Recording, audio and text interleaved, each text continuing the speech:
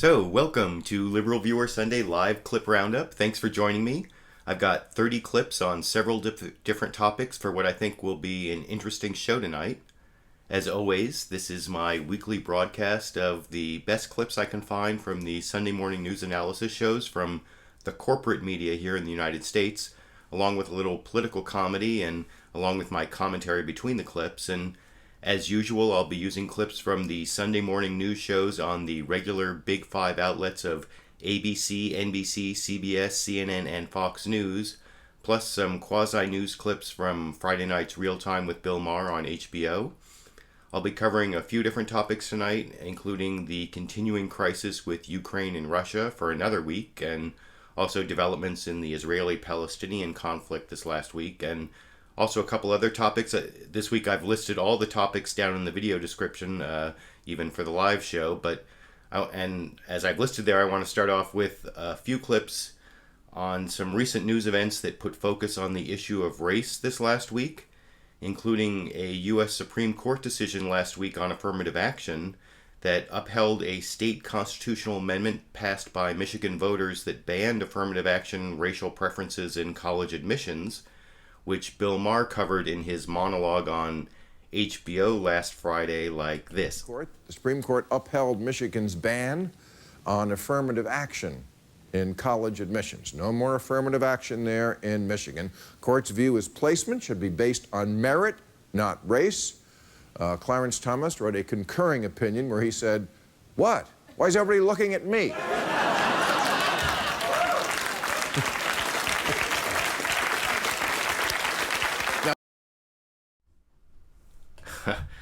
Now, Justice Thomas didn't actually write a concurring opinion, though I definitely agree with the point of Bill Maher's joke that race really seemed to be a factor in the selection of Clarence Thomas for the U.S. Supreme Court. But the issue in the case before the Supreme Court last week wasn't so much affirmative action itself, which is still allowable under previous Supreme Court precedents, but the issue was whether the state's voters could ban affirmative action.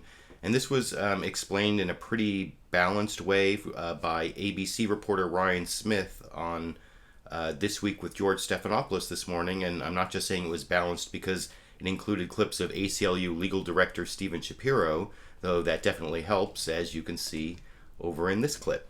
In a 6-2 decision, the Supreme Court said Michigan voters can keep their 2006 constitutional amendment barring race as a factor in admissions to its public universities.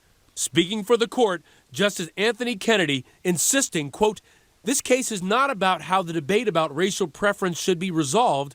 It is about who may resolve it." It's fundamentally wrong to treat people differently based on the color of your skin. But in a blistering 58-page dissent, Justice Sonia Sotomayor said the court's decision did exactly that, saying, quote, "A majority of the Michigan electorate changed the basic rules of the political process in that state in a manner that uniquely disadvantaged racial minorities." And, say advocates of affirmative action, stack the deck against minority college applicants. Minority students who want to argue in favor of affirmative action have to change the state constitution. Sotomayor has called herself a product of affirmative action. If they didn't open their doors to me, I would have never gotten to where I have. The question now, will affirmative action policies soon be a thing of the past? Do you think other states will follow Michigan's lead? I think this opens the door. I'm not sure how many states are going to walk through that door. Already, 5 other states have similar voter-approved measures banning race-based affirmative action programs, and the impact is staggering. At Michigan State, with affirmative action, up to 10% of new students were African American. Without it, the number falling to just 5%. For this week, Ryan Smith, ABC News. So, yeah, I think that was a pretty balanced look at the affirmative action issue and the issue in the Supreme Court case from Michigan specifically. And I've actually put a link to the full case from the Supreme Court in the video description, so you can see Justice Kennedy's opinion, Justice Breyer's concurring opinion, Justice Scalia's concurring opinion that was joined by Justice Thomas, and, of course, Justice Sotomayor's dissent that was joined by Justice Ginsburg. All of that, you can read all of them by clicking on the link. And I haven't had a chance to read all of those, but I did read the Kennedy opinion and the Ginsburg dissent. The Sotomayor dissent. And they're definitely worth reading if you're interested in this issue. And I also thought it was interesting there was actually a two-sided, if not exactly balanced debate on the Supreme Court case over on Fox News Sunday this morning, where one of the guests, Shanta Driver from the By Any Means Necessary group that fought against the Michigan affirmative action ban, she actually made an even stronger argument about why a state constitutional amendment is a denial of the rights of minority groups, as you can see over in this clip. Well, I think that there's a false premise that there isn't racism in America anymore and that there isn't inequality.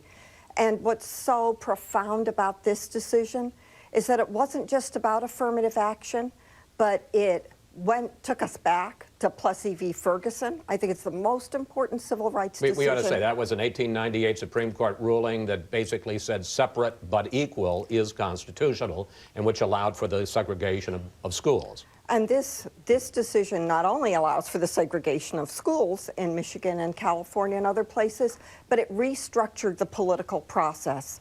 And now any other group in the state of Michigan, alumni, donors, anyone who wants a change in the admission system to favor the chances of their sons and daughters getting in, can go to the Michigan regents and lobby them. Black, Latino, and Native American, if we want to change, we have to get a state constitutional amendment All right, passed. Now, that's kind of a compelling argument. I mean, it reminds me of the argument in some of the same-sex marriage and other gay rights cases. There's this Romer versus Evans case from Colorado that said that you can't target a minority group. You can't pass an amendment that targets the rights of a minority group. That was a state constitutional amendment in Colorado that would have said that local, cities and other localities couldn't give anti-discrimination rights to gay people. And one of the things that I thought was kind of amusing is the person who was in the other side of this two-sided debate over on Fox News Sunday. Her name is Jennifer Gratz, and she was actually the plaintiff in a previous Supreme Court case that struck down these point-based racial admission where they give like 20 points to people for being from a racial minority. And so even though the Supreme Court didn't strike down affirmative action, they struck down this point-based system that denied Jennifer Gratz her place at, was it University of Michigan? I think so. And the thing is, when Chris Wallace from Fox News Sunday confronted her with the argument that Shanta Driver had just made there, she made an argument that I've seen a lot of anti-gay rights people make over the years, that like denying same-sex marriage doesn't deny any right to gay people that straight people have, because gay people are free to marry people of the opposite sex, just like heterosexual people are free to marry people of the opposite sex. And that's kind of similar to the argument you can see this Jennifer Gratz make over on Fox News Sunday this morning here. Long dissent that Justice Sotomayor made, she said exactly that. If you're an athlete, if you're the child of an alumnus, a legacy, any other group, you can lobby the admissions department to say, give special weight, preference to their admissions offer. The only group that can't are racial minorities. Is that fair, Ms. Gratz? That's not true. No one, based on their race or their gender, can now lobby the regents to give preferential treatment to anyone based on their race or gender. The people of Michigan and the people in 7 other states have said, take race and gender off the table. But you're agreeing with me. I'm saying, though, that an athlete can lobby and a legacy can lobby, but someone can't on the basis of race. That's true. But it's not just minorities that cannot lobby. No one based on their race. And to couch this in terms of minorities versus the majority, Asians are by no means a majority in this country, and yet they are discriminated against when they apply to colleges. I think that Justice Sotomayor's dissent was unfortunate. I think that good people can disagree on this issue, but I think that she took the discourse to a level that was beyond what we've seen. And I think that her behavior, quite frankly, was unbecoming of a Supreme Court justice. I had no idea what she was talking about there in terms of her behavior being unbecoming of a Supreme Court justice. I mean, if good people can disagree, why is she attacking Justice Sotomayor for writing a dissent in this case? Or, I don't know, maybe there's some behavior I don't know about, but I don't see why having the different... I mean, I'm not actually sure whether I agree with Justice Sotomayor. I mean, I do agree that affirmative action, that government can engage in affirmative action because the reason the Supreme Court's given in the past is there's a compelling interest to create diversity in places where diversity's been denied in the past. That, you know, the government has an interest in having a diverse student body in government universities and colleges, and I definitely buy that argument. I think that I would buy the argument that states can decide not to do affirmative action, but the question as to whether they can do it by constitutional amendment that puts minorities in a different status than everybody else and trying to get their sons and daughters some sort of preference, that is a kind of closer question. I'm not sure, and I want to go through and read the case a little more carefully before I decide that one. But I did want to show one more clip from the person who is against the Supreme Court ruling, Shanta from the By Any Means Necessary group, where she was responding to basically the Stephen Breyer's concurring opinion, and he's a more liberal justice, and he said that basically what I just said, that affirmative action is allowable, but it's not required, and that's why he came down the way he came down. And anyway, here's the response from Shanta on that here. Ms. Driver, I want to put up on the screen what a liberal justice, Stephen Breyer, said in voting with the majority against, in favor of the ban. He said this: "I continue to believe that the Constitution permits, though it does not require, the use of the kind of race-conscious programs that are now barred by the Michigan Constitution." In other words, affirmative action, he believes, is constitutional, but it's not required. And the question is, why not let the people decide? If in their infinite wisdom the people of Michigan vote 58-42, we don't want race, then who are you to say that they can't decide the policy of the state? White voters are an overwhelming majority of Michigan voters, and they voted 2 out of 3 to ban affirmative action. Black voters, who are a tiny minority of the voters in Michigan, just because of the demographics of the state, who are about 15% of the electorate, 90% of black voters voted against the ban. We've come back to a place where states can determine what equality is, and where the federal courts are saying, we're not going to give you any protection. I would disagree with that because Justice Breyer would say there are constitutional rights, but affirmative action is not a constitutional right. He said it's permitted but not required. Let me bring in. So yeah, that's just one indication of how even though it was a two-sided debate on Fox News Sunday, I think the side that Chris Wallace was on was pretty clear if you watch the whole thing, and it got kind of nasty at the end. I'm not going to show the nastiest clips where the two guests were kind of impugning each other a little more, but it seemed like they chose someone who was a little bit more radical, maybe to inflame the Fox News viewers, I don't know, to represent the pro-affirmative action side. And then, of course, the person against affirmative action, they chose someone who, I don't know, maybe it's just a coincidence, but looks like she could be one of the famous Fox News anchors. I don't know. You tell me what you think. But the other way that I thought that the Fox News coverage was kind of biased is that they covered this issue of race, but they didn't cover anything about the Cliven Bundy racial comments that became public this last week and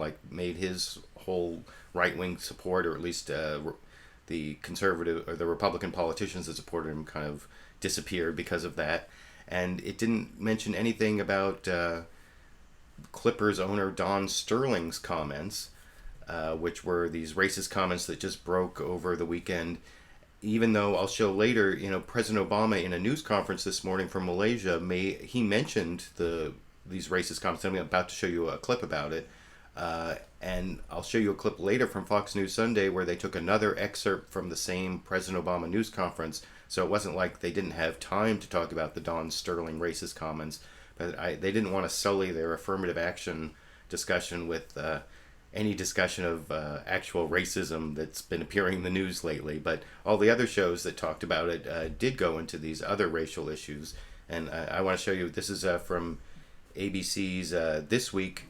They did a little report from Pierre Thomas, I think it was, talking about the racist comments from Clippers owner. Oh, wait, before I do that, there's one other little piece of breaking news that I want to show you. Oh, wait, no, sorry. Yeah, this is, first, here's the intro from ABC's Pierre Thomas. No, it's not Pierre Thomas, it's Jonathan Karl, who's reporting on the racist comments from Clippers owner Don Sterling. I apologize for that. And here's the clip. I'll talk about it a little more after I show it. And the president also made news on another front overnight, weighing in on that firestorm rocking the NBA. It all began when TMZ released this audio tape said to be L.A. Clippers owner Don Sterling making a series of racist remarks to a girlfriend. Here's part of the tape. People call you and tell you that I have black people on my Instagram, and it bothers you. Yeah, it bothers me a lot that you want to broadcast that you're associating with black people. You have to. The little I ask you is not to promote it on that and not to bring them to my games. George, the president was asked a direct question about those tapes, but it was a little surprising that he weighed in so forcefully and so quickly. The authenticity of the tapes hasn't even been confirmed yet. Take a listen. When ignorant folks want to advertise their ignorance, you don't really have to do anything. You just let them talk, and that's what happened here. White House officials say the president wasn't planning to weigh in on this controversy, but when he was asked a question about it, it was natural that he would weigh in so forcefully. As one aide put it, basketball and race are two things this president knows well. George? So yeah, there is the Don Sterling controversy, owner of the Clippers. It hasn't been confirmed that that's his voice on the tape. His girlfriend is the person to his left, who apparently is of mixed race. Who is the other voice on the tape, and apparently there's going to be an investigation which should quickly confirm whether or not it's his voice, and some people have been calling for a player boycott, and some people have been calling for him to be forced to sell, and I don't know how that's going to turn out, but I thought it was kind of interesting that the president weighed in this morning, and you notice it was from that Malaysian press conference. In a minute I'll show a Fox News Sunday clip where they take another clip from that press conference, but somehow that news never made it onto Fox News Sunday. One of the weird parts of this whole controversy is that the local NAACP in Los Angeles was about to give a Lifetime Achievement Award to Don Sterling, which I can't understand because this is not his first racist incident. He also got successfully sued for housing discrimination. I guess he does some sort of real estate thing, and he discriminated against people based on race in his real estate dealings, and so why it is the local NAACP was going to give him a Lifetime Achievement Award, I don't know, but the acting head of the local NAACP, Lorraine Miller, was over on Meet the Press, and she confirmed that the NAACP is not giving Don Sterling an award anymore, as you can see over in this clip. Oh, yeah, I'm sorry. Yeah, because you were going to give him a Lifetime Achievement Award at the NAACP. He is not receiving a Lifetime Achievement Award from the NAACP that's coming up in the next few weeks. Bryant, So, yeah, I thought that was kind of humorous. Not unexpected. What I don't understand is exactly why the NAACP was giving this guy that award before these comments became public. I don't know, maybe down in the comment section you can let me know, because I'm going to get to the live comments after I show the rest of these 30 clips and maybe get a little live discussion going. Before I leave the issue of race, I also want to just show how this whole rancher Cliven Bundy in Nevada, who was fighting the federal government, he made these racist comments this last week that became public and sort of punctured his support among the more legitimate conservatives and more the politicians who are worried about being perceived as racist no longer were supporting him. This is a guy who owed $1 million to the federal government for not paying for grazing fees in Nevada, and said that he wasn't going to pay him because he didn't recognize the United States federal government is even existing, and a whole bunch of people on Fox News came to his defense, including Sean Hannity, and it was like a big to-do. And then here's a clip, George Stephanopoulos introducing the racist comments that sort of torpedoed the legitimacy of Cliven Bundy to the extent he had legitimacy to begin with, over here. That up as well. He's, of course, the rancher Cliven Bundy in Nevada, who had a lot of support for his anti-government stance on federal grazing until he gave this interview that was reported first by the New York Times. Listen to this. They put the young men in jail because they never learned how to pick cotton. And I've often wondered, are they better off as slaves picking cotton, having family life and doing things, or are they better off under government subsidy?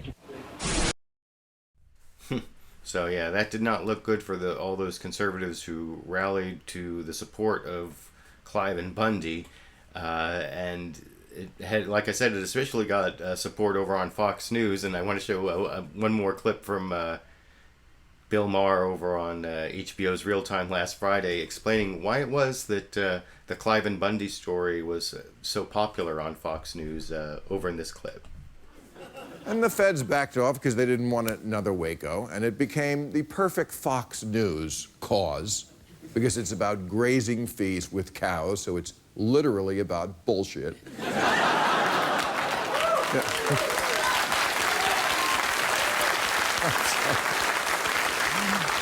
Did I say bullshit? I meant freedom. So I thought that was amusing. And I wanted to use that clip to finish up my discussion of the issues about race that were covered on the corporate media here in the United States this morning, of course, and along with the HBO's Real Time with Bill Maher clips I started and ended it with. I want to move on now to the issue of the continuing crisis or conflict or whatever you want to call it in the Ukraine, with Russia having taken over Crimea and at least according to the United States, sending in these agitators into eastern Ukraine. And there are these pro-Russian militias that have taken over government buildings in some cities in the eastern Ukraine.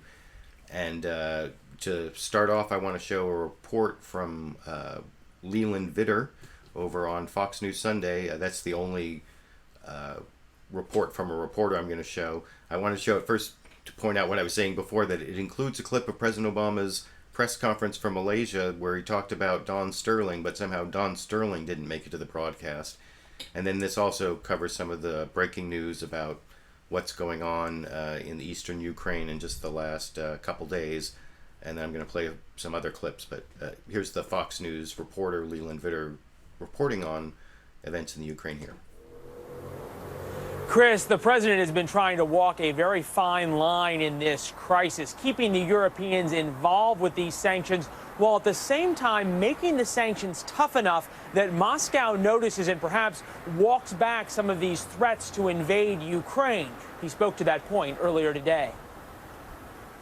We're going to be in a stronger position to deter Mr. Putin when he sees that the world is unified and the United States and Europe is unified, rather than this is just a U.S.-Russian conflict.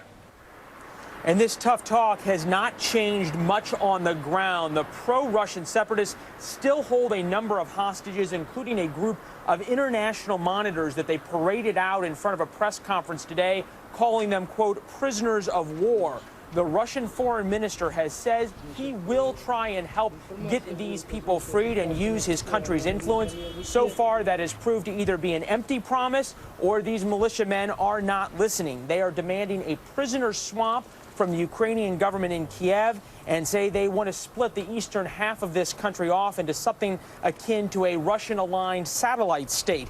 The Ukrainian troops have surrounded their stronghold in the past couple of days, but so far have not moved in with their tanks and armored personnel carriers. The Ukrainians, though, are not giving up. We went out to the border with Russia, and there they have built a 12-foot wide, 9-foot deep trench that is designed to slow down or perhaps even stop the 40,000 or so Russian troops that are poised on the border awaiting the invasion order from President Putin. Military experts, though, will tell you that trench would have been a brilliant defensive strategy back during World War I about 100 years ago. But in the modern time, it would be a little bit more than a speed bump if the Russians decide to make good on those threats to invade eastern Ukraine. So, excuse me, yeah, that last point there about the trench and Ukraine being militarily unprepared, I don't know if that's sort of a subtle dig at the Obama administration, which has pretty much refused to give lethal military aid to Ukraine and is mostly putting weight behind sort of this long-term sanctions strategy. And the Obama administration put out Deputy National Security Advisor Tony Blinken on a few different shows this morning, including over on Meet the Press, where he was defending what the Obama administration has been doing and explaining how what is going to happen in the near future is even going to put more pressure on Russia and Vladimir Putin to not destabilize Ukraine any further. And first I want to show here is Tony Blinken on Meet the Press explaining how Russia's already under pressure based on what President Obama's already done in this clip. Look at what's happened over the last month as a result of the pressure that we've exerted. Russian financial markets are down 22% since the beginning of the year. The ruble is at an all-time low. They're having to bail out their own economy by spending a lot of their reserves. We have foreign investment that is drying up, and we have capital flights, $70 billion over the last couple of months. Putin himself acknowledged this is having an impact on the Russian economy. They're going to have to make a choice. Are they going to persist in the actions that they're taking to destabilize Ukraine, or are they going to save their economy? So yeah, there is Deputy National Security Advisor Tony Blinken saying that there's already pressure on Putin, and then he also hinted at these further sanctions that are coming up as early as tomorrow. This over on Face the Nation, he was talking to Bob Schieffer, hinting at what might be happening as soon as Monday over in this clip. Freezes on Monday. Well, we're going to save a little news for Monday, but what I can tell you is this. We will be looking to designate people who are in his inner circle, who have a significant impact on the Russian economy. We'll be looking to designate companies that they and other inner circle people control. We'll be looking at taking steps as well with regard to high technology exports to their defense industry. All of this together is going to have an impact. All right. And regarding the impact that he's talking about there, he also discussed on Face the Nation sort of the long-term strategy of how sanctions are supposed to destroy the contract between Vladimir Putin and the Russian people. And so as a long-term strategy, it's going to really put pressure on Putin. And I'll talk about that a little more after I show the clip here. It's going to work now. President Putin has to make a fundamental choice. He had a compact with his people, and the compact is this: I'll deliver economic growth for you if you remain politically complacent. The growth started to dry up at the beginning of the year, and then this crisis hit, and through Putin's actions, he's isolated Russia, isolated his economy. The steps we'll take will further that. That's not where we want to go, but unfortunately it's where we have to go, given what he's done. That means that the compact he has with his people is in great jeopardy. He has to make a very hard choice. He can either continue to do what he's doing in Ukraine, or pull back, engage in a diplomatic process, and take some of that pressure off. So yeah, there's Deputy National Security Advisor Tony Blinken saying that in the long term, these sanctions are going to hurt Putin because he's not going to be delivering for the Russian people and they're not going to like him. But of course, the immediate rebuttal to that claim is that Vladimir Putin is actually more popular with what he's done in Ukraine and Crimea, more popular with the Russian people. And Tony Blinken was not only on Meet the Press and Face the Nation, but he was also over on CNN State of the Union with Candy Crowley, and he addressed that specific point with her over in this clip. As we roll out these sanctions. But the point is this, Candy. Crimea is already becoming a dead weight on Russia. You're right. In the initial moments, there's nationalism, and that boosts his popularity. But they are spending billions and billions of dollars to prop up Crimea. At some point, the people are not going to like that. All of this is creating a dynamic in which what Putin has promised to his people, which is growth and prosperity, cannot be delivered How long because of before isolation. you think it's going to hurt Putin himself? Is there something in these new sanctions that goes directly at him? We have to be deliberate about it. We have to be determined about it. Does he have bank accounts you can freeze? There are lots of things that are going on around him, the people who are around him, who matter to him, who are going to be affected by these sanctions. But more than that, it's the Russian economy. The growth projections for the Russian economy as a result of these sanctions are heading in to below 1%. Again, over time, this has a significant impact because he can't deliver what he promised to his people. So yeah, there is Tony Blinken giving a more extended answer as to why the sanctions are a good long-term strategy to hurt Vladimir Putin, because even if he gets this initial popularity of nationalist fervor from taking over parts of the Ukraine and getting a, I guess what they're saying is he's trying to destabilize the Ukraine because there are elections coming up in May for a new president, and he's going to stop that from happening or make it so that the pro-Russian candidate has a better chance. Or I don't know exactly how that's supposed to work, but I want to show one more clip from Tony Blinken on the Ukraine question. Back over on Meet the Press, he was asked by David Gregory if Vladimir Putin is actually going to invade Ukraine, because that seems to be the big worry in terms of a military escalation of the whole conflict. That there are these 40,000 Russian troops I showed from that Fox News Leland Vitter report that are sitting on the border, and Tony Blinken seemed to think that he's not going to, but that it's possible, and I'll discuss that a little more after I show that clip here. The question I have for you, I know, speaking to people at the highest levels of the government, the prediction at this point is that he doesn't invade Ukraine. Is that your view? Does he stop short of that and just keep trying to destabilize Ukraine? His goal, I think, is to destabilize Ukraine. It's to delay the election. It's to disrupt the election. So you don't think he'll invade?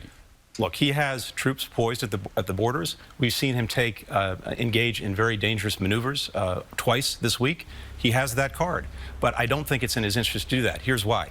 If he were to invade Ukraine, not only would the entire international community united come down on him with extraordinary pressure, but he would inherit in Ukraine a lot of people who have no desire to have the Russians on their backs. And here's a question then, ultimately.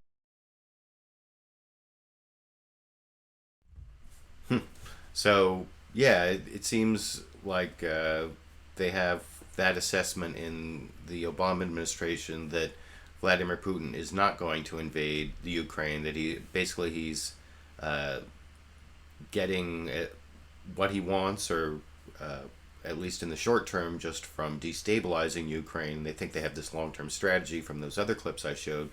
And the Obama administration, of course, is still getting criticism from Republicans that they're being too weak, though it's hard to see exactly what it is that the Obama administration could do at this point that would be tougher, short of military action, which no one seems to really be advocating for. But I want to show a couple different Republicans on this criticizing the Obama administration. First, Senator Bob Corker, Republican from Tennessee, was over on CBS's Face the Nation, and here's his criticism of President Obama and regarding his actions with Putin in the Ukraine here. What are much tougher sanctions? What would that mean?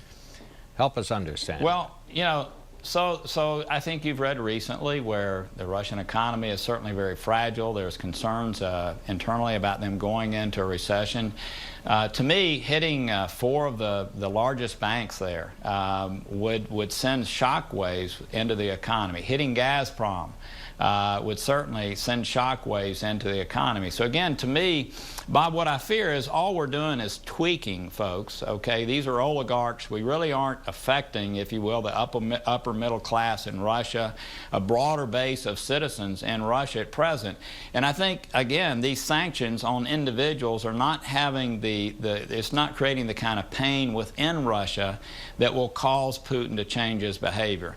By the way, again, these calls are bipartisan. I think there's concern on both sides of the aisle that the administration, in exercising such cautiousness as they did in Syria, where we've ended up in a situation that is one of the biggest humanitarian crises we've seen in a long, long time, by being so cautious, by being unwilling to confront someone who only responds to action, not words. I think you've seen recently where they're having some kind of hashtag tweet war. I mean, those are not the things that someone like Putin responds to. And again, I just think we need to hit him much more toughly prior to him taking steps that are going to be very difficult to undo. All right. So it was interesting to see Senator Bob Corker, who's been much more negative against the Obama administration in other clips I've shown in the past. He was actually trying to be a little bit more bipartisan and give like specific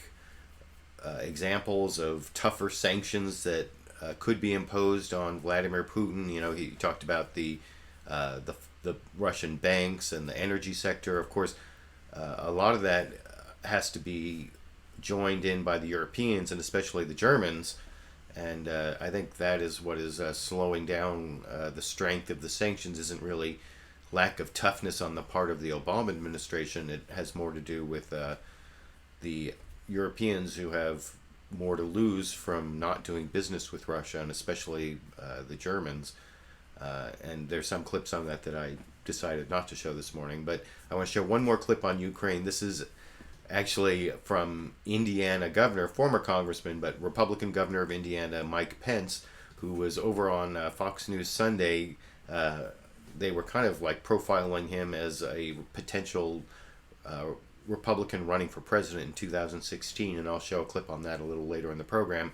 But here is Mike Pence explaining why it is that he has some foreign policy interest in as governor of Indiana, and why he was over in Germany criticizing the Obama administration's policy on Russia and the former Warsaw Pact nations. And I'll talk about that a little more after I show that clip here. Germany recently, you criticized the way President Obama has been handling Ukraine, and you offered this suggestion. Take a look. With the continued instability in the Middle East and with Putin's aggression in Ukraine, I believe we must take immediate steps to strengthen our mutual security by deploying a robust missile defense in all of Europe. Why is the governor of Indiana talking about missile defense? And not to get too deeply into it, but how do you think setting up a missile defense in the Czech Republic or Poland is going to stop Putin, who's not involved with missiles, but is talking about sending tanks and airplanes over the border, or is at least threatening to send those over the border into eastern Ukraine? How does missile defense help? Well, first, I was in Germany promoting the state of Indiana. We have more than 12,000 Hoosiers that are employed by German companies, and more to come. And Hoosiers have had a long-standing interest in issues affecting the nation at home and abroad, and I'm no different than that. But when I was there, I thought it was important to speak about what I believe would be the right response to Russian aggression in Ukraine. I'm pleased to hear there's more sanctions maybe coming tomorrow, but the truth of the matter is I think we need less talk and more deeds. And by passing and moving rapidly to pass the Transatlantic Trade Partnership, and frankly by deploying a robust missile shield throughout Europe, including in Poland and the Czech Republic, that was offlined in 2009 by this administration, I think would send a very strong message to Putin and to Russia that NATO countries and the United States are going to respond by growing stronger economically and strategically. And I believe that's going to have a lot more influence in the long haul than more sanctions and more talk. However meritorious those are, at the end of the day, I think I've always believed in Ronald Reagan's adage, peace through strength. Let's grow stronger on a transatlantic basis in our economies. Let's allow Poland and the Czech Republic to have that missile shield that they were entitled to by joining NATO. I think that's the right strategic response to Russian aggression. Now, I'm not a big advocate of missile defense. I don't think it's really a good strategy, and that whole idea. I mean, I think it was kind of amusing that he invoked the name of Ronald Reagan, because I think that's almost like the sign that he actually is running for president. As I pointed out in a video I made a couple weeks back, Ronald Reagan hero worship goes too far. It seems to be like a prerequisite for any Republican running for president, is they have to mention Ronald Reagan, especially in foreign policy. I showed how, like, in the fight between Rand Paul and Ted Cruz, it wasn't Ted Cruz, it was I can't remember, but anyway, all the Republicans seem to be calling on Ronald Reagan as their inspiration for their foreign policy, or just about everything else, it seems, and that's what Mike Pence did there. And speaking of problems that have been around since the Reagan administration, even before that, there was actually some news this last week on the Israeli-Palestinian peace process, which I don't know if anyone even knew that it was going on. It's been mired down in all sorts of difficulties for so long, but apparently there was a breakdown in the peace process when the Palestinian Authority President Mahmoud Abbas said that he was going to explore a unity government with the other big wing of the Palestinians, Hamas, and so that caused the Israelis to say that they're no longer going to negotiate, and this is described over on CBS's Face the Nation by Bob Schieffer, where he had the Prime Minister of Israel, Benjamin Netanyahu, on to explain why he did what he did over in this clip. Peace talks in the Middle East between the Israelis and the Palestinians broke down last week when the Palestinian President Mahmoud Abbas announced his group was reuniting with Hamas, an organization the United States and Israel have branded a terrorist group. Well, today, on the eve of Holocaust Remembrance Day, Abbas issued a statement decrying the killing of 6 million Jews and saying the Holocaust was the most heinous crime against humanity in modern history. In the Middle East, where many deny the Holocaust even happened, it is the first time a leader of the PLO has ever issued such a statement. So what does it mean? Israeli Prime Minister Benjamin Netanyahu joins us from Jerusalem. Prime Minister, thank you for coming. What do you make of this statement? Well, I think the difficulty is to reconcile that statement that President Abbas is making a few days after he embraces Hamas that denies the Holocaust and calls for perpetrating another Holocaust against the 6 million Jews of the State of Israel. So President Abbas has to decide whether he wants a pact with Hamas or peace with Israel. He cannot speak out of both sides of his mouth. He cannot embrace Hamas and say that he wants peace with Israel. In fact, what I say to him very simply is this: President Abbas, tear up your pact with Hamas. Recognize the Jewish state, make peace. I like that part there where Prime Minister of Israel Benjamin Netanyahu almost called Palestinian Authority President Mahmoud Abbas President Hamas instead of President Abbas. But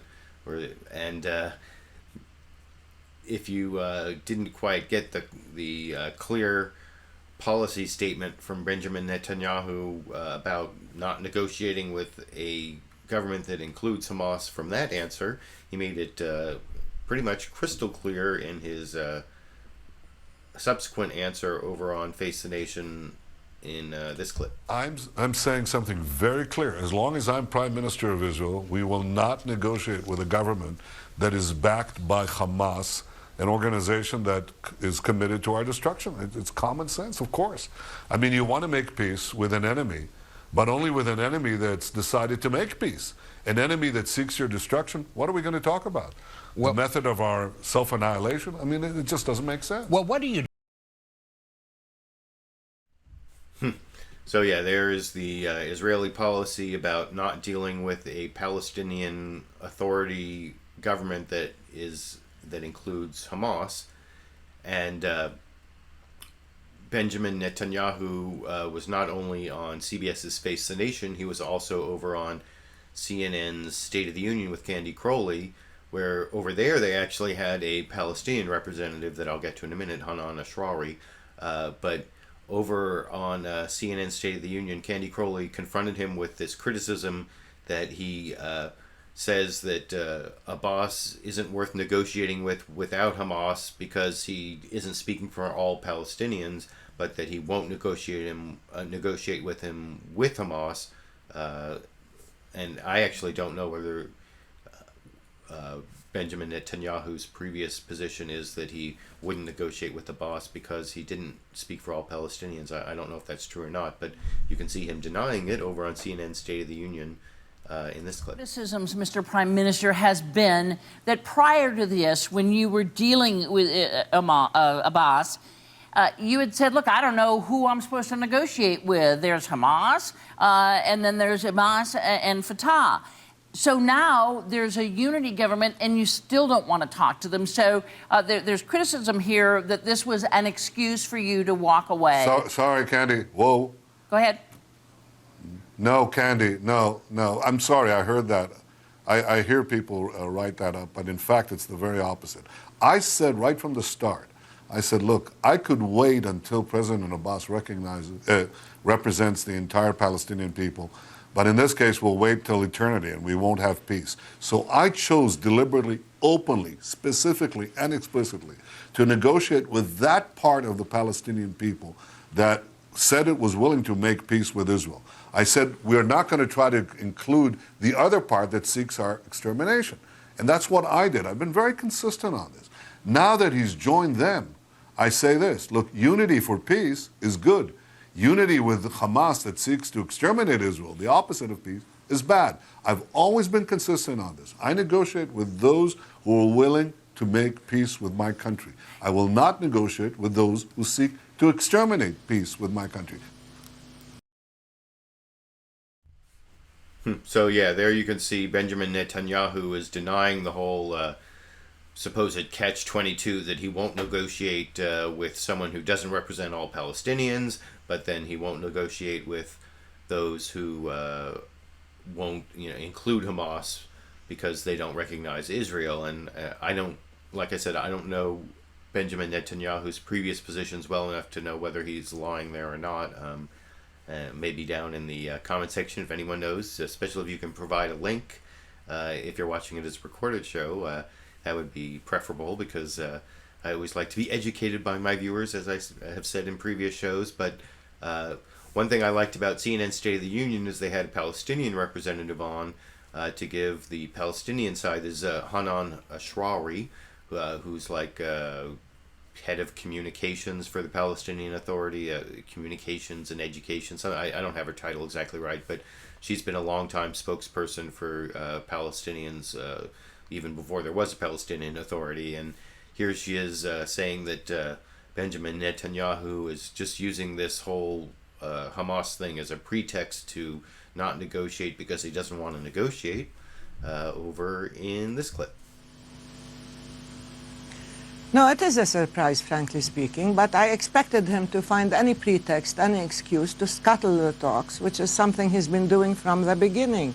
He has escalated settlement activities, the land theft, the siege of Jerusalem, the siege of Gaza. He has reneged on his agreements and obligations. I mean, he's even escalated violence. He's tried everything to destroy the talks. And now he's clutching at the pretext that the Palestinians are trying to reach unity, and that's something he doesn't like because he wants to pick and choose his counterparts. By that same logic, I can say I don't want to talk to the Likud, Netanyahu, or Naftali Bennett, or Lieberman. I would much rather talk with people who don't want to take all of Palestine, who are not busy launching attacks on Gaza or the West Bank, who are not killing Palestinians daily. I want to talk to Zahava Galon of Meretz. This is not how you make peace. Even when President Abbas reached out and tried to show human commiseration and sympathy, he very cynically, slapped him down. This is ridiculous. Now, if Netanyahu is serious, he can abide by international law and the requirements of peace. Now, yeah, so that is the Palestinian position on Benjamin on the breakdown between Israel and the Palestinians, and on what Benjamin Netanyahu said there about how the reason is that he won't negotiate with the Palestinian Authority while they're in a unity government with Hamas.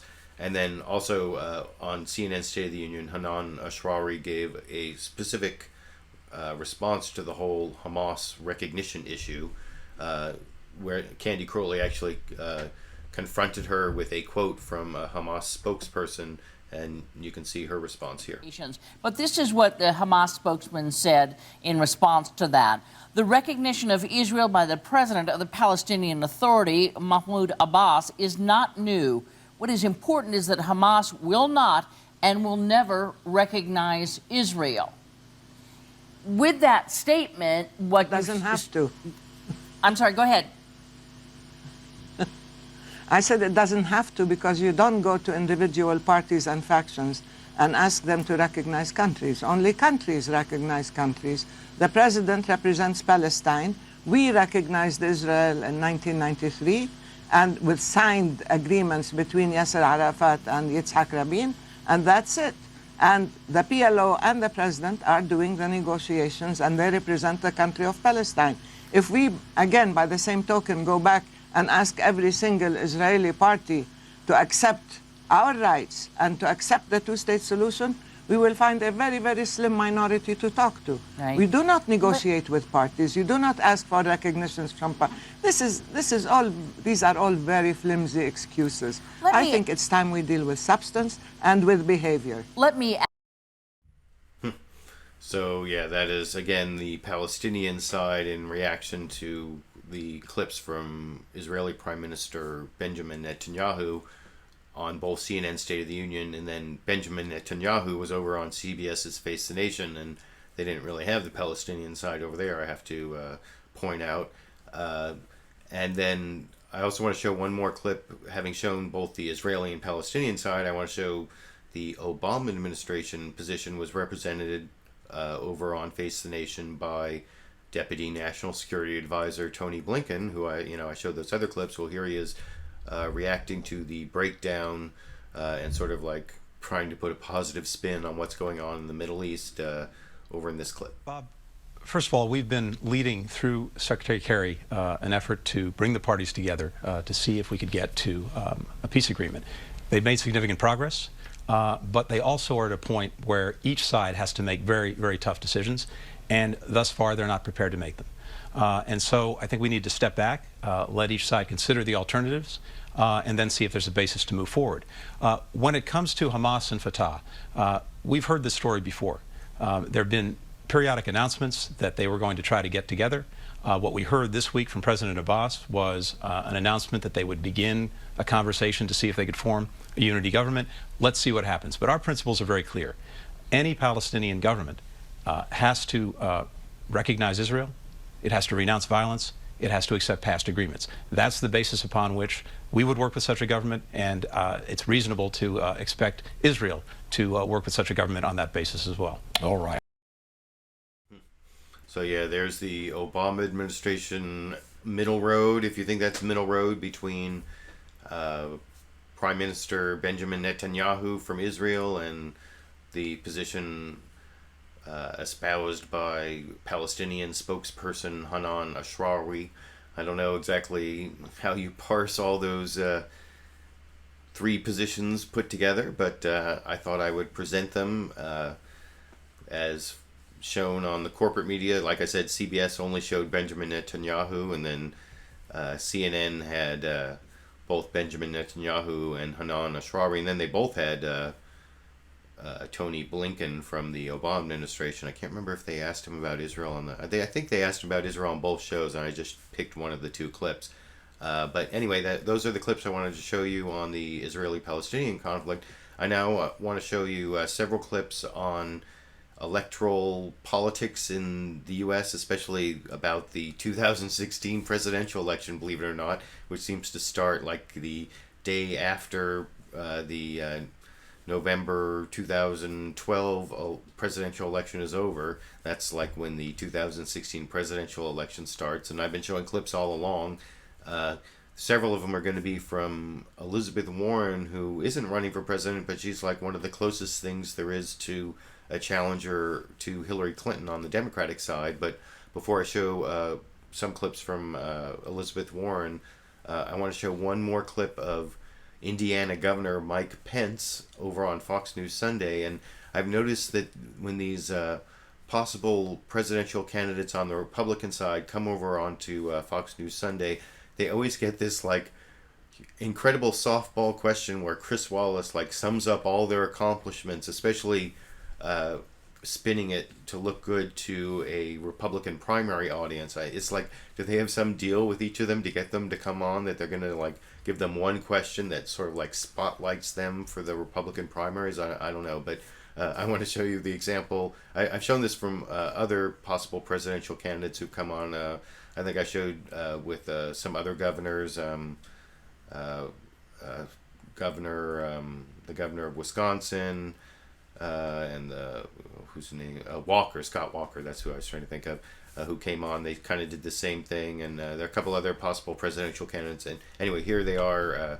Here's Chris Wallace teeing up Indiana Governor Mike Pence with like this huge softball question on his accomplishments as a governor in this clip. Often on this show during your 12 years as a member of Congress, but in 2012 you were elected governor of Indiana, and I want to take a look at some of the highlights of your record in this last almost 2 years. So far you have cut taxes dramatically. You presided over Indiana as the first state to pull out of the Common Core national education standards. You pushed a big increase in private school vouchers, and you signed a law to spend as much as $400 million on new highway projects. Question, is there a common theme there, Governor? Is there a governing philosophy in everything you've been trying to do? Well, I really think there is. That's why we say Indiana's a state that works, Chris. I mean, we're demonstrating that you can balance budgets, have strong reserves, nearly $2 billion in the bank. You can still invest in infrastructure, in roads and bridges. You can invest in education, innovation, and expanded educational opportunity. And the results speak for themselves. We have the lowest unemployment rate in the Midwest. We have one of the fastest growing labor forces in the country. And our state is prospering even during these uncertain times because for some time here in Indiana, we've been just putting common sense principles into practice, living within our means, letting people keep more of what they earn, promoting economic freedom like the right to work. And that's why you're seeing increased investment in Indiana, more jobs in Indiana, and I'm awful proud of the progress the people of Indiana have made. So I don't know about you, but that sounded like someone who's running for president to me. I definitely got the idea that if he hadn't made a decision yet, that Indiana Governor Mike Pence was definitely leaving the door open, and there were other indications of that, including the mandatory genuflection to the hero Ronald Reagan in that previous clip I showed you. But I also want to show you, as long as we're talking about the 2016 presidential election, on the Democratic side, there doesn't seem to be much of a field because everyone's waiting to see if Hillary Clinton is going to accept the coronation, or I don't know exactly how it's going to work out. There have been a couple people who might challenge her, one of whom is Massachusetts Senator Elizabeth Warren, although she's denied it over and over again, and over on This Week with George Stephanopoulos, they showed several clips of her flat out denying that she was going to run for president before the live interview that included, the first clip I want to show is where she kind of semi-endorses Hillary Clinton. It's not so much that her answer makes it sound like she's running. It sounds like she's holding out to make some sort of deal before she gives a official endorsement. And I'll start off with that clip here. You've been pretty clear, and we showed it in Jeff Zelony's piece, that you say you're not running for president in 2016. It seems like you just affirmed it again. You also signed a letter, several senators signed a letter earlier this year encouraging Hillary Clinton to run. So is she your candidate in 2016? You know, all of the women, Democratic women, I should say, of the Senate urged Hillary Clinton to run, and I hope she does. You hope she does, and if she does, she is your candidate. Hillary is terrific. You know, so yeah, Hillary is terrific, but she didn't say Hillary is her candidate, and that doesn't necessarily mean she's going to run for president, just that she hasn't decided to endorse Hillary Clinton, even though there are a lot of people. You know, one of the news items this last week was Carolyn Kennedy pretty much endorsed Hillary Clinton, and she had famously endorsed Barack Obama when he was running against Hillary Clinton in 2008. and whether or not Elizabeth Warren runs, she does have a really good populist message, and it's the subject of this book she has out. That's supposedly why she's on several different shows, including, she wasn't on any of the other morning shows this morning, but she is doing sort of a book tour, and here she is sort of giving the talking points from her book that even if she doesn't run for president, would be nice to have the Democrat adopting, and maybe that's why she's holding out before she endorses Hillary Clinton, to see if Hillary Clinton is willing to endorse these particular talking points, which I'll talk about a little more after I show the clip here. Basic message in the book is one about how it is we create a fighting chance. We've done this before, but what's happening now is that we've got a Washington that works for those who can hire armies of lobbyists and lawyers. Their voices get heard in Washington, and the rules get tilted in their favor.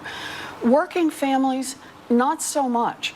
And all we've got on our side, really, are our voices and our votes. And this is about how to level the playing field. Describe.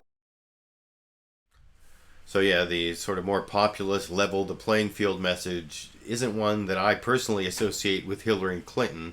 I mean, she at one point was against this these like pro-banking laws, but then when I think like back when she was first lady, she was against some of these banking bailout, or like, and then when she became the senator from New York, she took a lot of money from the banks, and her record is pretty pro-bank, and that's not a good thing for the Democratic candidate. I don't know exactly how she's going to pivot on that, but I appreciate Senator Elizabeth Warren bringing that message to the Democratic Party, and being someone who can articulate it pretty well. And even though, you know, she actually was once a registered Republican, that's the last clip I want to show from her, and in a way it gives her credibility, I think, on economic issues, because it shows that she has sort of a conservative, green eye shade accounting type of approach to fiscal matters. And well, I'll talk about it just a little more after I show that final clip from Elizabeth Warren on ABC's This Week with George Stephanopoulos, responding to George asking her, was she a registered Republican in 1996? And she says, not quite that early, but then explains it over in this clip. What drew you to the GOP, and why did you leave? Now, I was originally an independent. I was with the GOP for a while because I really thought that it was a party that was principled in its conservative approach to economics and to markets. And I feel like the GOP party just left that they moved to a party that said, no, it's not about a level playing field. It's now about a field that's gotten tilted. And they really stood up to the big financial institutions when the big financial institutions are just hammering middle-class American families. I just feel like that's a party that moved way, way away. Senator.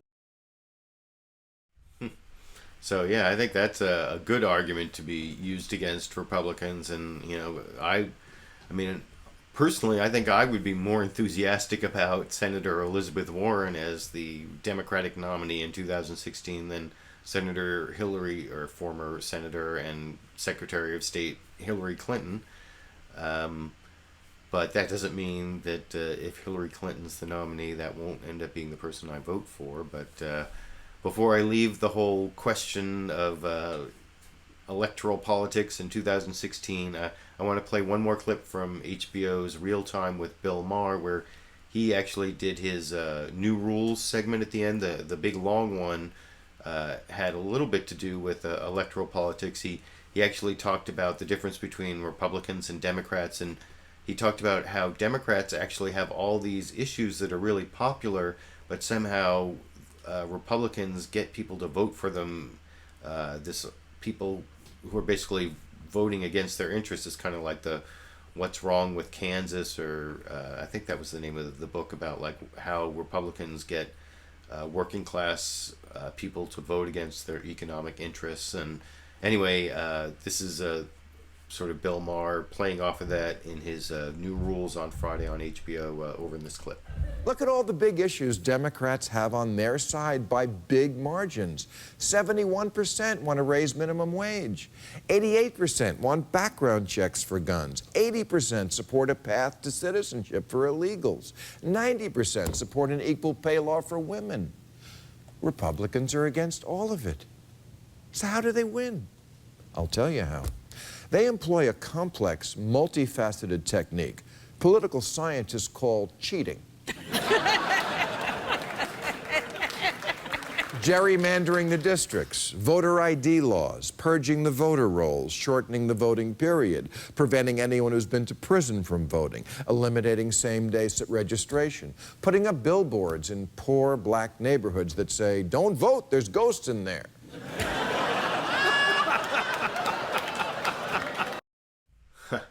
So yeah, except for the joke there about the "don't vote, there's ghosts in there," I actually did see some news this last week about some Koch brothers mailing to like minority neighborhoods where they like said it's too late to vote when it wasn't too late to vote. I don't know what that was all about, but that was a joke, but it is not too far from the truth. And Bill Maher was accurate on I don't know the exact percentages, but at least on the issues that Democrats do have a lot of winning issues, including immigration. Was one of the ones he listed there. And before I finish up, I want to show a couple quick clips on immigration. First, there was an interesting report over on This Week with George Stephanopoulos. They did an interview with the Obama administration appointee to head Homeland Security, Jay Johnson. And they did a bunch of different issues in their interview with him, but one of them was immigration, because Homeland Security is in charge of ICE, and because immigration enforcement is an issue I've been involved with personally a lot. For those who haven't seen it, I did a video a month or so back called about my local sheriffs, called Local News Let Sheriff Get Away with Breaking Law, about how my sheriff is not following the California law on undocumented immigrants. And part of the problem is that comprehensive immigration reform is totally broken down. And there was a protest in Washington, D.C. about this, where a lot of activists protested the Obama administration, where the Obama administration has actually been the toughest on undocumented immigrants of any administration. They've deported more people than I think I saw on one of the shows this morning than the last two administrations combined, and I think it's like 2 million deportations, and the reasoning behind that was they were going to be strong so that they would have leverage when it came to comprehensive immigration reform, which now has turned out not to happen. So the Obama administration may actually be reviewing their deportation policy to make larger categories of undocumented immigrants feel safer about not being deported, which was part of this report over on This Week with George Stephanopoulos that included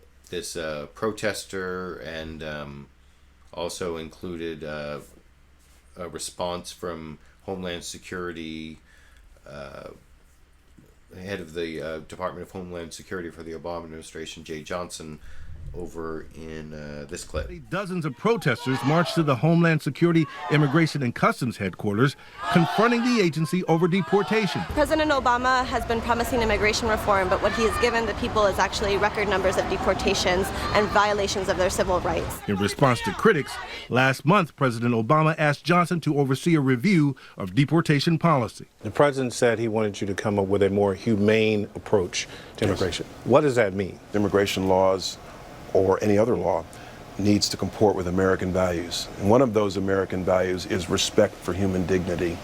I also believe one of those American values is respect for the sanctity of the family unit. But does that mean that people who are here illegally, who have not been committed crimes, have less to worry about? It means that I am looking for ways to more effectively enforce and administer our immigration laws.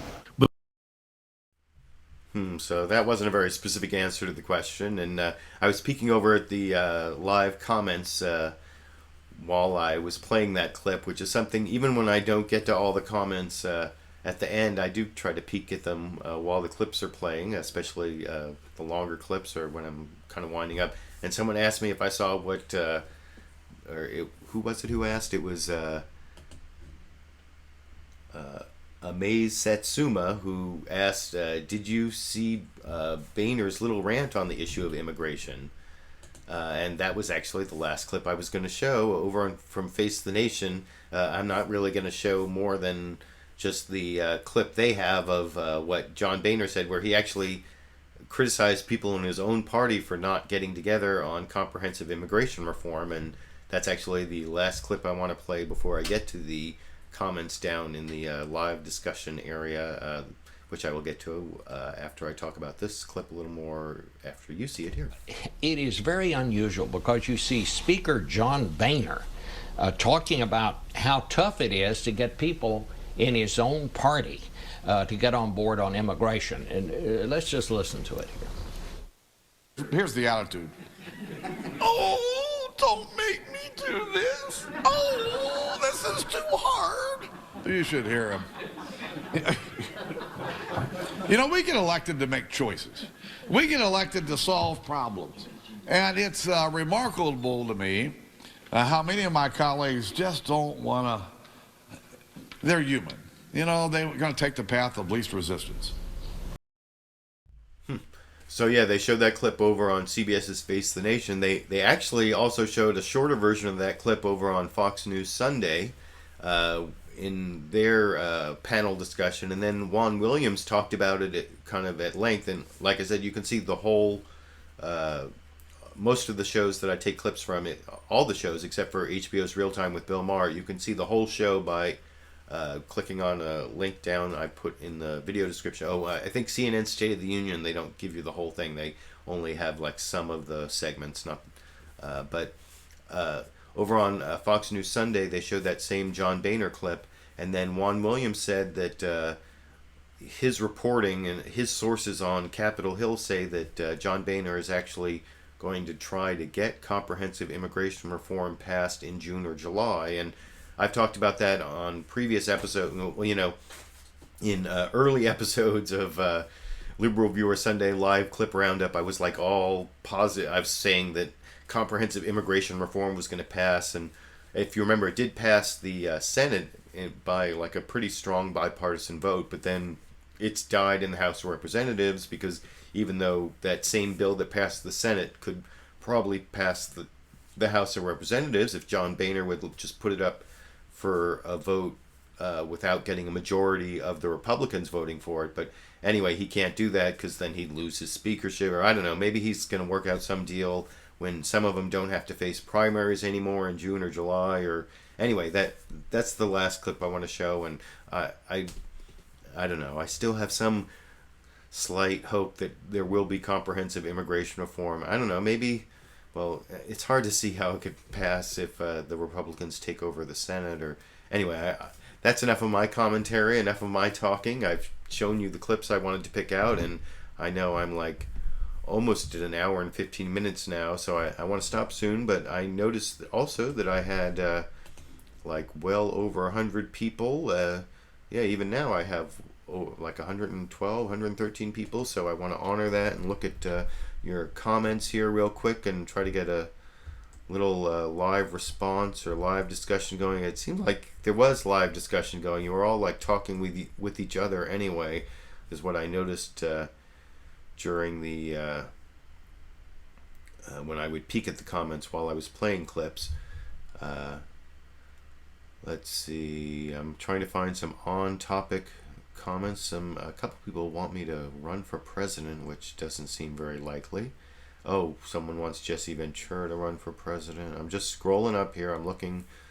Oh, Chicken Bone Genome says, I always thought affirmative action was to help minorities break the inequality divide. What happened to that idea? Well, I mean, that's true. And so far, the Supreme Court has not struck down affirmative action as, you know, because the deal is the 14th Amendment says you can't discriminate on the basis of race. And the way the Supreme Court has said that affirmative action doesn't violate the 14th Amendment is they've said that if the only time that race can be a factor is if the government has a compelling state interest in using race. And, you know, this actually is a really logical argument if you think about it, because you can't fix racial discrimination unless you take race into account when you're fixing it. I mean, there are some like specific Supreme Court cases where this couldn't be more crystal clear. Like if you're trying to fix some city that is discriminated against hiring firefighters, there's never been an African American firefighter in the city, like in the entire history of the city. You can't fix that problem unless you measure their progress by seeing how many African American firefighters. You know, you can fix the way they admit people. You know, you can try to change their testing, but the thing is, unless you look at are they hiring any African American firefighters, then you can't fix the problem without measuring if they're no longer discriminating on the basis of race. That's the thing, that you have to measure, you have to use race to measure whether racial discrimination isn't going on anymore. That's the big like logical flaw in the argument of people who say that, you know, we're just being race neutral. We don't want to take race into account at all. I mean, at least that's my opinion. So thank you for that comment, Chicken Bone Genome. And I want to scroll up here a little more and see if I can Spill Kogan, who I think I saw leave partway through, says Fox News is always biased. Well, they actually did have that two-sided debate on the Supreme Court decision on affirmative action, but you know, actually the way I saw it, they actually spent more time on Fox News Sunday on that topic than any of the other Sunday shows. And I think, I mean, if you want to look at it cynically, I think Fox News was actually trying to race bait a little, like trying to get their viewers riled up by showing this more radical advocate of affirmative action, you know, calling people racists and, you know, calling people who have views kind of like Fox News viewers racist, so they get all indignant about being called racist. And then they have like this former, you know, the woman was qualified to be a spokesperson for race neutral criteria in college admissions. I'm not saying that she wasn't qualified, but she did fit sort of the blonde young female image that Fox News likes to project as, you know, the hero in all of their news coverage, or in all their news anchors, or not all of their news anchors, but in a good proportion of the news anchors. I'm certainly not the first person to notice the way that Fox News likes to use like these Aryan women to give their perspective on things. And I'm actually in the middle of reading that Gabriel Sherman book, The Loudest Voice in the Room, about Roger Ailes and his whole like Fox News strategy that's been building up since the Nixon administration to present the conservative side. Pat's Rules 213 said, don't discuss Don Sterling LV at all. Well, I mean, the president discussed it in a news conference this morning, so I feel that at least to that extent I should discuss it. And I also grew up in Los Angeles. I was a Lakers fan, but I was a Lakers fan before there even were LA Clippers. But I don't follow many sports, and I don't even really follow NBA basketball, but that's one of the few sports I follow just a little bit, because I used to go to the Laker games back in the days of like Magic Johnson and Kareem Abdul-Jabbar, and actually Magic Johnson was specifically mentioned by Don Sterling in these recorded comments, and Magic Johnson said he's not going to any more Clippers games while Don Sterling's an owner. So I don't know, maybe it's just something I'm more personally interested in, but it was covered on several of the shows, but as I pointed out, not on Fox News Sunday. Let me scroll up a little. Oh, let's see.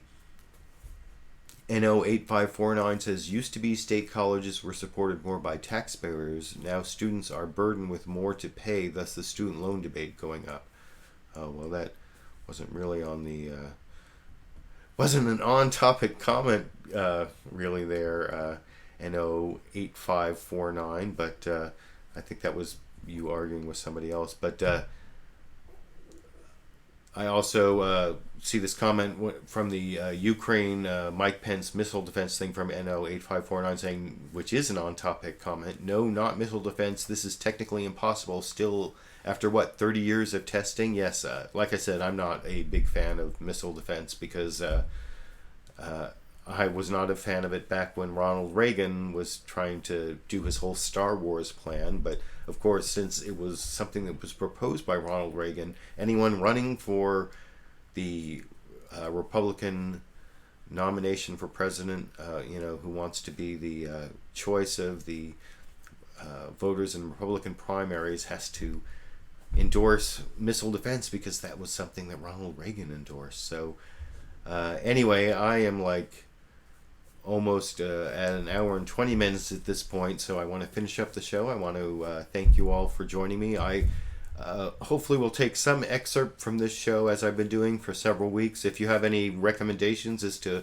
what I should excerpt, what should be the clip of the week that I upload as a standalone video on Monday night. If you're watching this between now and Monday night, just let me know what your vote or your opinion is on what is the clip to upload separately, like I did on that John Paul Stevens Second Amendment clip last week, and did on the IRS and rich versus poor Matt Taibbi clip the week before. So if you have some suggestion, let me know.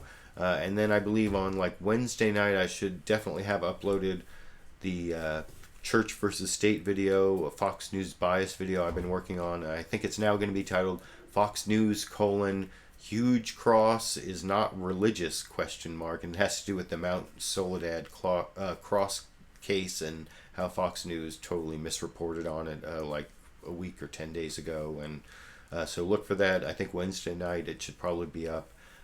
So anyway, thank you all for joining me. This has been LiberalViewer Sunday Live Clip Roundup. The live clip roundup are the 20 or 30 clips I choose every Sunday night of the Sunday morning news shows here in the United States that I think were most important or most interesting, or at least what I can choose from what the corporate media chooses to cover. And thank you all for watching with me, and I hope you enjoyed the clips that I chose.